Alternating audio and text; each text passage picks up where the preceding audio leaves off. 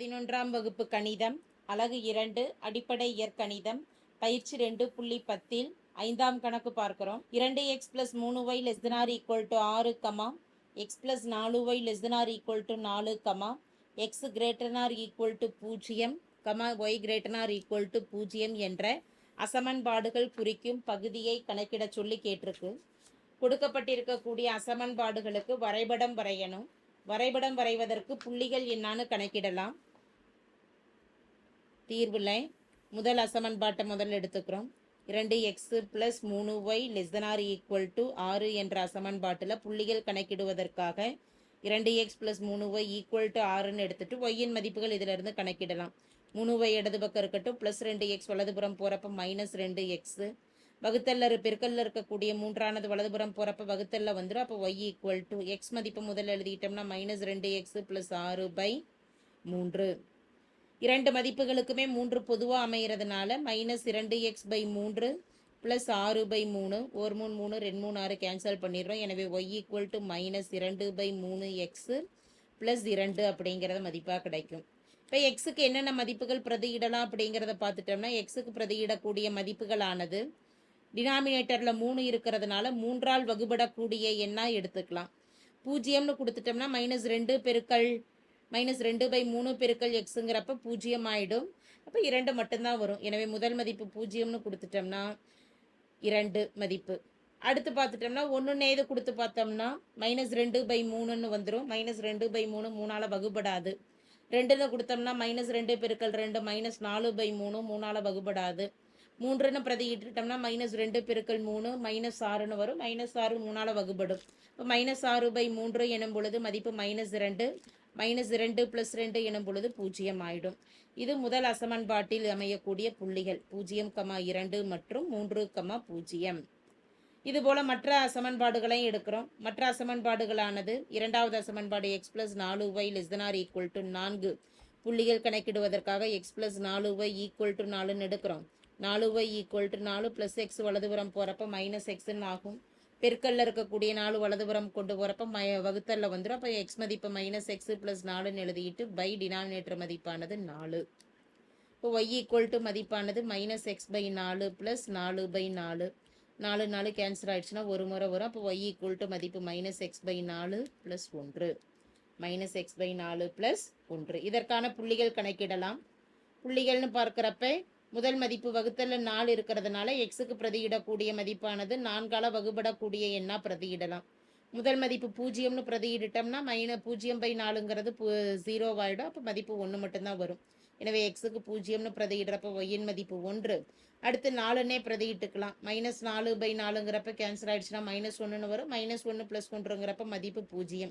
எனவே புள்ளிகளானது 0, 1 மற்றும் 4, 0 ஆகும். இதுபோல் மற்ற இரண்டு அசமன்பாடுகள் x ≥ 0ன்னு தான் இருக்குது. x ≥ 0ன்னா x = 0. எக்ஸுக்கு எந்த ஒரு மதிப்புகள் பிரதியிடுறப்பையும் ஒய்யின் மதிப்பானது எக்ஸுக்கு 0ங்கிற மதிப்பு நமக்கு மாறாது. இப்போ எக்ஸுக்கு 0ன்னே இருக்கும். ஒய்யின் மதிப்பு எந்த மதிப்பாக இருக்கிறப்பையுமே. இப்போ புள்ளிகள்னு பார்க்குறப்ப எக்ஸு ஒய், எக்ஸின் மதிப்பு மாறாது. ஒய்க்கு எந்த மதிப்புகள் கொடுக்குறப்பையும். அடுத்தது y ≥ 0, y = 0ன்னு எடுத்துக்கலாம். எக்ஸின் மதிப்புகள் எதுவாக இருக்கும் பொழுதிலும் ஒய்யின் மதிப்பு 0 ஆகும்.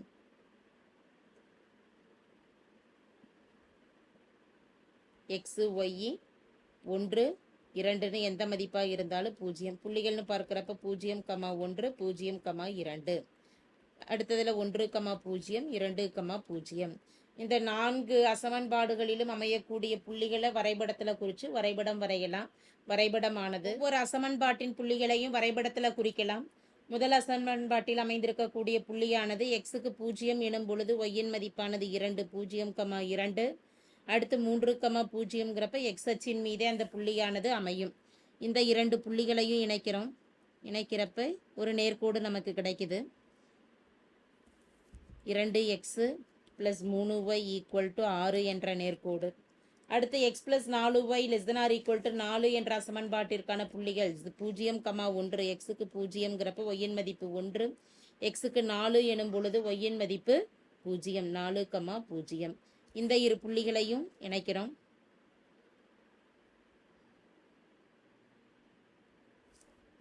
அசமன்பாடானது x plus 4y equal to 4 என்ற நேர்கோடு கிடைக்குது.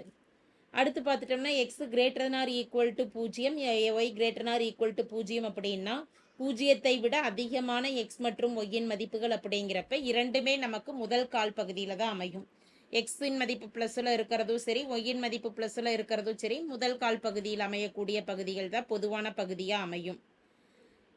மற்ற இரண்டு அசமன்பாடுகளுக்கும் உண்டான பகுதி 2x + 3y ≤ 6 அப்படின்னு இருக்கிறதுனால அந்த நேர்கோட்டிற்கு கீழே அமையக்கூடிய ஏதேனும் ஒரு புள்ளி 2x + 3y ≤ 6 என்ற நேர்கோட்டிற்கு கீழே அமையக்கூடிய ஏதேனும் ஒரு புள்ளி 1,1 எது எடுத்துட்டு இது அந்த அசமன்பாட்டை நிறைவு செய்யுதான்னு எது பார்க்கலாம். 2 × 1 + 3 × 1 ≤ 6 எனும் பொழுது 2 + 3 ≤ 6, 5 ≤ 6 என்பது சரியான கூற்றா அமையுது.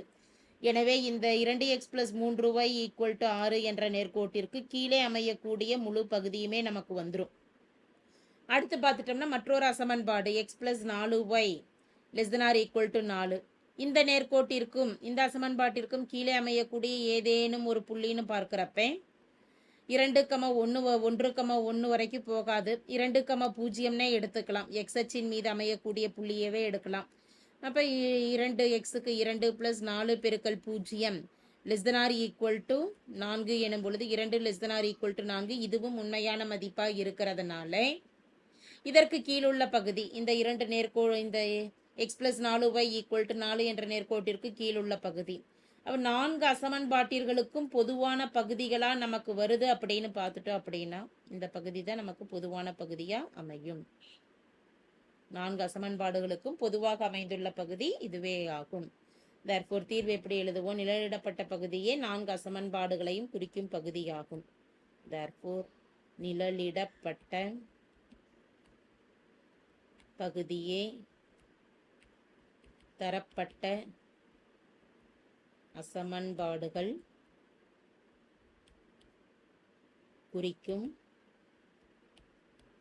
பகுதி ஆகும்.